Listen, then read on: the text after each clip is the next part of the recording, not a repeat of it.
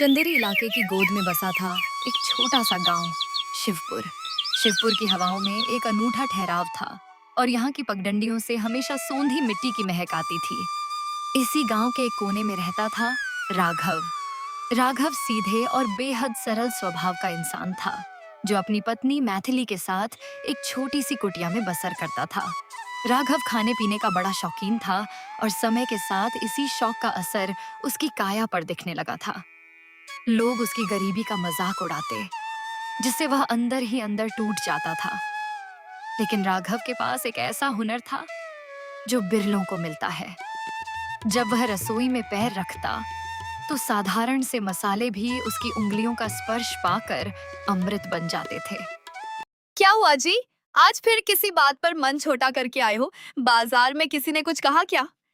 मैथिली, आज फिर मुखिया जी के लड़के ने सरे बाजार मेरी काया का तमाशा बना दिया। उसकी बातें सुनकर पूरी मंडली हंस रही थी।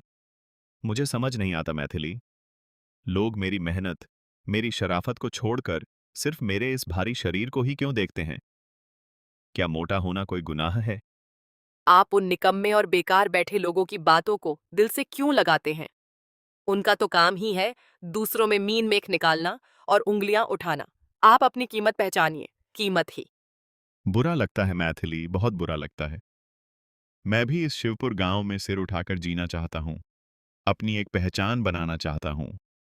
मैं चाहता हूं कि जब लोग मेरा नाम लें तो उनके मन में इज्जत हो, न कि कोई मजाक। तो फिर देर किस बात की है? आप अपनी पहचान खुद क्यों नहीं बनाते? आपके हाथों में जो स्वाद का जादू है, वो इस पूरे चंदेरी इलाके में किसी के पास नहीं है। आप अपनी इस कला को अपनी ताकत क्यों नहीं बनाते? मेरे हाथों में कला? मैं तो एक बेहद साधारण सा इंसान हूं मैथिली। मैं भला क्या बड़ा काम कर सकता हूं? अरे, भूल गए क्या? आप रोज अपने लिए जो लाजवाब खाना बनाते हैं, उसकी खुशबू दूर तक जाती है। और याद कीजिए, पिछले महीने जब गांव के मेले में आपने अपने हाथों से खड़े मसालों वाला शाही कढ़ाई पनीर बनाया था, तो पूरा गांव उंगलियां चाटता रह गया था या नहीं? मैथिली के इन शब्दों ने राघव के भीतर एक ठंडी पड़ चुकी चिंगारी को हवा दे दी। यह सच था कि राघव को चूल्हे की धीमी आंच पर मिट्टी के बर्तनों में देसी तरीके से पनीर और मसालों को पकाना बेहद पसंद था। वह उसका जुनून था। मैथिली की बात सुनकर राघव के चेहरे पर एक नई चमक आ गई और उसकी झुकी हुई रीढ़ की हड्डी सीधी हो गई। बात तो तुम बिल्कुल पते की कह रही हो मैथिली। जो कढ़ाई पनीर मैं चूल्हे पर बनाता हूं ना, वैसा स्वाद बड़े से बड़े शहर के नामी ढाबे वाले भी नहीं दे सकते। बस, तो फिर यही सही। क्यों ना हम बाजार के मुहाने पर एक छोटी सी दुकान खोल लें? हम गांव वालों को अपने हाथों से पिसे ताजे मसाले और एकदम देसी अंदाज में बना कढ़ाई पनीर परोसेंगे। और हाँ, पनीर की उस गाढ़ी, मसालेदार ग्रेवी के साथ जब आप गर्मा गर्म रुई जैसी मुलायम तंदूरी रोटियां देंगे ना, तो लोग उंगलियां क्या, प्लेटें चाट जाएंगे। पर मैथिली, क्या गांव वाले मेरी दुकान पर आएंगे? कहीं ऐसा ना हो कि वो खाना खाने के बहाने आएं और दूर खड़े होकर मुझ पर हंसें? आप बस अपने हुनर पर भरोसा रखिए। जब आपकी लोहे की कढ़ाई से उठने वाली मसालों की सोंधी खुशबू हवा में तैरकर पूरे गांव में फैलेगी ना, तो हंसने वाले भी अपनी भूख रोक नहीं पाएंगे और खुद ब खुद खींचे चले आएंगे। आप शुरुआत तो कीजिए। अगली सुबह शिवपुर गांव के लिए एक नया सवेरा लेकर आई। राघव के भीतर का आत्मग्लानि का भाव अब आत्मविश्वास में बदल चुका था। सुबह की पहली किरण के साथ ही वह सीधे गांव की डेयरी पर पहुंचा। अरे राघव भैया, आज इतनी सुबह सुबह खैरियत तो है? हाँ भाई, बिल्कुल खैरियत है। आज जरा मुझे 15 किलो एकदम ताजा और नरम पनीर तौल दो। 15 किलो पनीर? भैया, घर में कोई बड़ा भोज है क्या? भोज समझो या मेरी जिंदगी की नई शुरुआत। आज से मैं गांव के चौराहे पर अपनी देसी कढ़ाई पनीर की दुकान शुरू कर रहा हूं। अरे वाह भैया, यह तो बड़ी उत्तम बात है। ये लीजिए, आपका 15 किलो एकदम अव्वल दर्जे का पनीर। पनीर लेकर राघव जब घर लौटा तो मैथिली ने आंगन में मिट्टी का चूल्हा सुलग कर तैयार रखा था। चूल्हे में सूखी लकड़ियों के जलने की चटक चटक आवाज गूंज रही थी। राघव ने उस पर एक भारी काली लोहे की कढ़ाई चढ़ाई। उसने सिलबट्टे पर दरदरे पिसे हुए खड़े मसालों को कढ़ाई में छोड़ना शुरू किया। पास ही करीने से कटे हुए लाल टमाटर, प्याज और मखमली पनीर के टुकड़े रखे थे, जो राघव की कलाकारी का इंतजार कर रहे थे। मैथिली, आज मैं मसालों का ऐसा तालमेल बिठाऊंगा कि इसकी महक सीधे मुखिया जी के बैठक तक जाएगी। आज इस गांव को पता चलेगा कि असली देसी कढ़ाई पनीर किसे कहते हैं। धीरे धीरे कढ़ाई में प्याज, टमाटर और शुद्ध घी का मिश्रण पकने लगा। जैसे ही राघव ने उसमें अपने हाथ से तैयार सीक्रेट मसाले डाले, हवा में एक ऐसी ललचाने वाली खुशबू फैली कि राह चलते लोग भी ठिठक गए। शाम होने से ठीक पहले राघव ने गांव के मुख्य बाजार के पास एक छोटा सा तंबू लगाया। दुकान के आगे एक लकड़ी का बोर्ड टंगा था। उसी समय गांव के दो परम मित्र कमल और राजेश वहां से गुजर रहे थे। अचानक हवा के झोंके के साथ मसालों की वह अद्भुत खुशबू उनकी नाकों से टकराई और दोनों के कदम वहीं ठिठक गए। अरे राजेश, रुक रुक, जरा सूंघ तो। ये कैसी गजब की खुशबू आ रही है यार। ऐसा लग रहा है जैसे किसी बड़े शहर के नामी 5 सितारा ढाबे में खाना पक रहा हो। हाँ भाई कमल, खुशबू तो वाकई सीधे कलेजे को छू रही है। मेरे मुंह में तो अभी से पानी आ गया। चलकर देखते हैं कि यह चमत्कारी पकवान बना कौन रहा है। आइए आइए कमल भाई, राजेश भाई, आप लोगों का स्वागत है। आज ही आपके इस भाई ने देसी कढ़ाई पनीर की छोटी सी शुरुआत की है। पहला थाल आप दोनों के नाम। जरा छक्कर बताइए कि कमी कहां है। वाह राघव भाई, अद्भुत, लाजवाब। सच कह रहा हूं, मैंने अपनी पूरी जिंदगी में ऐसी तंदूरी रोटी और ऐसा कढ़ाई पनीर कभी नहीं खाया। स्वाद का समंदर है यह। अरे राघव भैया, आपके हाथों में तो साक्षात मां अन्नपूर्णा का वास है। आज से हमारा दोपहर और शाम का खाना यहीं पक्का समझो। आप दोनों को खाना पसंद आया, मेरे लिए यही मेरी मेहनत की सबसे बड़ी कमाई है। आप जब भी आएंगे आपको ऐसा ही आदर और स्वाद मिलेगा। कमल और राजेश वहां से क्या निकले। उन्होंने पूरे शिवपुर में राघव के स्वाद का ऐसा ढिंढोरा पीटा कि बात आग की तरह फैल गई। जो लोग कल तक राघव को देखकर तंज कसते थे, आज वही लोग उसकी दुकान के सामने पत्तल हाथ में लिए कतार में खड़े थे। अब कोई उसे ताने नहीं मारता था, बल्कि सब उसे बड़े सम्मान से राघव भाई या उस्ताद जी कहने लगे थे। रात होते होते राघव की कढ़ाई पूरी तरह साफ हो चुकी थी। जब वह घर लौटा तो उसकी आंखों में एक अजीब सा सुकून था। उसने पैसों की पोटली मैथिली के हाथ में रख दी। मैंने कहा था ना आपसे, आपके भीतर जो हुनर है दुनिया उसकी दीवानी होगी। ये आपकी ईमानदारी और लगन का फल है। दिन बीतते गए और राघव की दुकान की शोहरत चंदेरी इलाके के बाकी गांवों तक भी पहुंच गई। लेकिन सफलता अपने साथ ईर्ष्या के कांटे भी लेकर आती है। राघव का बचपन का एक दोस्त था, जगदीश। जगदीश राघव की इस सफलता और गांव में बढ़ती इज्जत को देखकर अंदर ही अंदर ईर्ष्या की आग में सुलग रहा था। वह रोज दूर खड़ा होकर राघव की दुकान पर लगी भीड़ को देखता और उसके मन में कड़वाहट बढ़ जाती।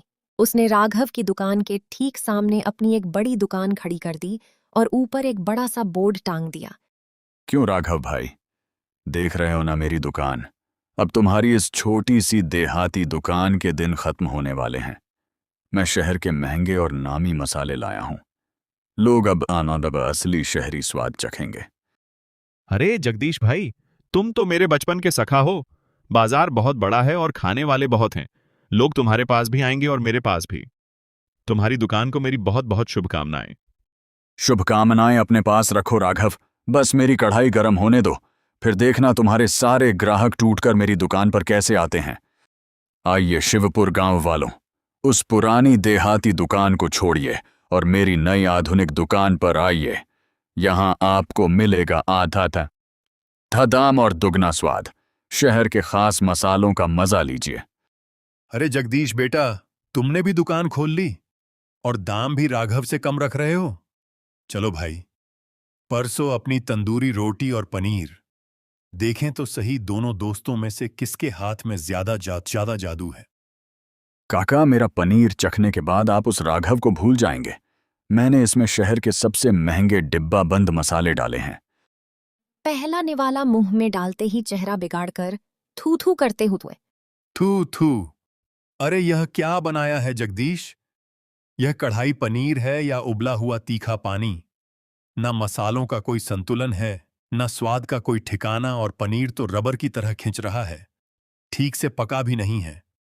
तुमने तो हमारा पैसा भी बर्बाद किया और मुंह का जायका भी खराब कर दिया।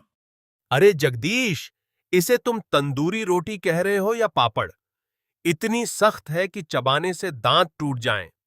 अगर रोटी खानी है तो जाकर राघव की दुकान पर खाओ। उसकी रोटी इतनी मुलायम होती है कि पनीर की तरी में डूबते ही मुंह में मलाई की तरह घुल जाती है। अरे वो काका, लगता है आज हवा में थोड़ी नमी थी, इसलिए मसालों का स्वाद बदल गया। बहाने मत बनाओ जगदीश। असली स्वाद महंगे शहरी मसालों से नहीं, बल्कि हाथों की ईमानदारी, मेहनत और आदर से आता है, जो सिर्फ राघव भाई के पास है। अरे राघव भाई, बचाओ बाबा। उस जगदीश ने तो शहरी मसालों के नाम पर हमारा पूरा मुंह कड़वा कर दिया। तुम जल्दी से अपना वो अमृत जैसा स्वाद खिलाओ। कोई बात नहीं, शांत हो जाइए। जगदीश भाई ने आज पहली बार दुकान खोली है, धीरे धीरे वो भी सीख जाएंगे। जैसे ही राघव ने दोबारा अपनी कढ़ाइयों से गर्मा गर्म पनीर और रोटियां परोसीं, ग्राहकों के चेहरे खिल उठे। दूसरी तरफ जगदीश की दुकान सूनी पड़ी थी। उसका अहंकार चूर चूर हो चुका था और शहर से लाया हुआ सारा सामान बेकार हो गया था। रात ढली, बाजार में सन्नाटा पसर गया। राघव ने अपनी दुकान समेटी, लेकिन वह घर नहीं गया। उसने देखा कि उसका बचपन का दोस्त जगदीश अंधेरे में अकेला बैठा सिसक रहा है। राघव का कोमल दिल ये देख नहीं पाया। वह चलकर सीधे जगदीश के पास पहुंचा। अब यहां क्यों आए हो राघव? मेरी इस बर्बादी का तमाशा देखने आए हो? जाओ यहां से, मुझे किसी की हमदर्दी नहीं चाहिए। जगदीश भाई, तुम मुझे इतना गलत क्यों समझ रहे हो? हम दोनों बचपन के लंगोटिया यार हैं। मैं तो सच में चाहता था कि तुम्हारी दुकान भी खूब चले, लेकिन मेरे भाई, दुकान सिर्फ महंगे मसालों या ऊंचे बोर्ड से नहीं चलती। वो ग्राहकों के प्रति आदर, व्यवहार और काम में ईमानदारी से चलती है। मैं समझ गया राघव। जलन ने मेरी बुद्धि पर पर्दा डाल दिया था, पर अब मैं क्या करूं? मेरा तो भारी नुकसान हो गया। कर्जदार सिर पर आ खड़े होंगे। बर्बाद हो गया मैं। अरे, जब तक तुम्हारा यह भाई जिंदा है, तुम्हें फिक्र करने की जरूरत नहीं है। गांव वालों को मेरा पनीर पसंद है ना, और मुझे रोज अपनी दुकान के लिए 15 किलो ताजे पनीर की जरूरत होती है। तुम ऐसा करो, पनीर बनाने की कला में माहिर हो, तुम यहीं पर अपनी एक साफ सुथरी डेयरी और पनीर की दुकान खोल लो। रोज सुबह सबसे पहला 15 किलो पनीर मैं तुम्हारी दुकान से खरीदूंगा। इससे तुम्हारा भी धंधा चलेगा और मेरा भी। क्या सच में भाई? तूने मुझे माफ कर दिया? मैं तेरे साथ इतना बुरा करने चला था। अरे छोड़ो पुरानी बातें, तुम शरीर से ही नहीं, दिल से भी बहुत बड़ा है। कल से एक नई शुरुआत करते हैं।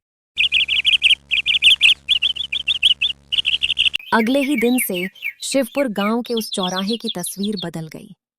जगदीश ने एक सुंदर और साफ सुथरी डेयरी खोल ली, जहां वह शुद्ध पनीर तैयार करता था, और राघव ठीक उसके सामने अपनी लोहे की कढ़ाई में उसी पनीर से स्वाद का जादू बिखेरता था। अब उन दोनों दोस्तों की दुकानें पूरे चंदेरी इलाके में मशहूर हो चुकी थीं, और लोग उनके स्वाद के साथ साथ उनकी अटूट दोस्ती की भी कस्में खाने लगे थे। तो दोस्तों, आप लोगों को यह कहानी कैसी लगी? कमेंट करके जरूर बताएं, वीडियो को लाइक करें और चैनल को सब्सक्राइब करना न भूलें।